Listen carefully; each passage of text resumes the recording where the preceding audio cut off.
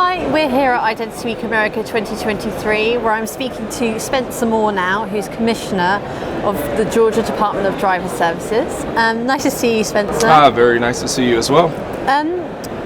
Obviously, we're a year and a half away from the Real ID requirements. Sure. I've just got a few questions. What impact has the migration of digital licenses and IDs to Apple devices had on citizens? Well, as a state in Georgia, we are very fortunate in that we started our Real ID journey back in 2012. And at that time, we took a very conservative approach. And it is the only type of license that you can get in the state of Georgia. The result of that is 99.8% of our citizens in Georgia are Real ID compliant.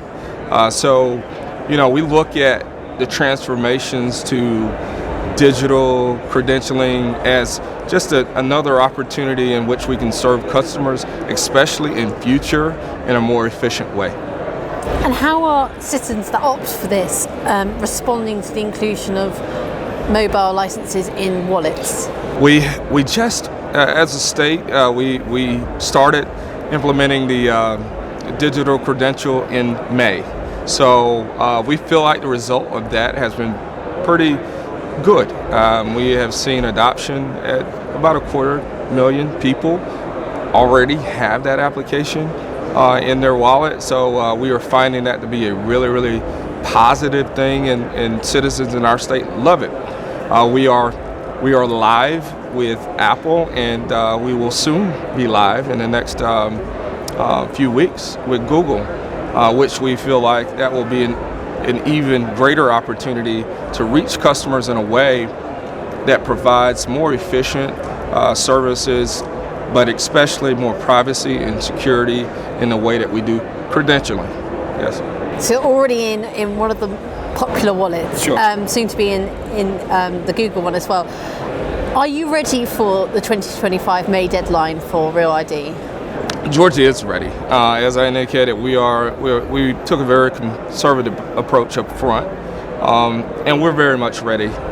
For those in our population at the moment who don't have a Real ID compliant credential, again, remember, 99.8% of them do. So if you don't have one, it's probably because you don't plan to visit a federal building, or you don't plan to fly or something like that, or you want to use an alternative such as a passport in order to do that. So we feel like in our state, we're very, very much positioned to be ready for the upcoming deadline. And when the Act is implemented, what impact will it have on your operations, citizens on the other end? From our standpoint, we don't feel like it will have, a negative impact at all. Again, many of our customers are already compliant. What we are seeing across the United States is, as more states have adopted Real ID, certainly we gain the opportunity to create efficiencies.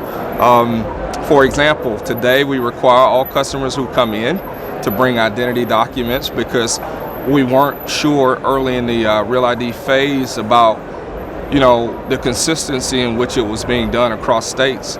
So, from our standpoint, we feel like over time, because of the consistency that's been created, we might be able to utilize a Real ID compliant license as an identity document that then allows for that customer to have even faster service, especially if they're transferring in from out of state.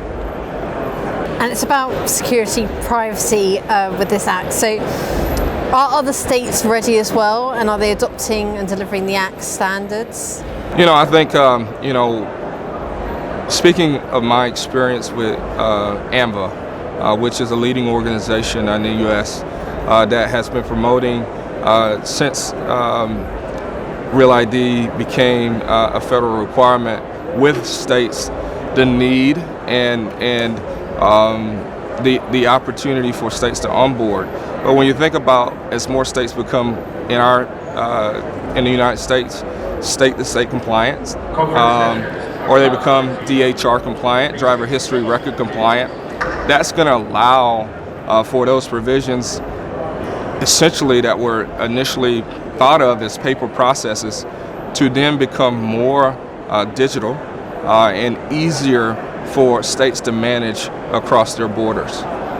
It's really interesting. Obviously, this deadline is coming up in 2025, and the TSA and lots of other agencies are gearing up for it. It's been great to talk to you today. Oh, it's been a pleasure. Thank you.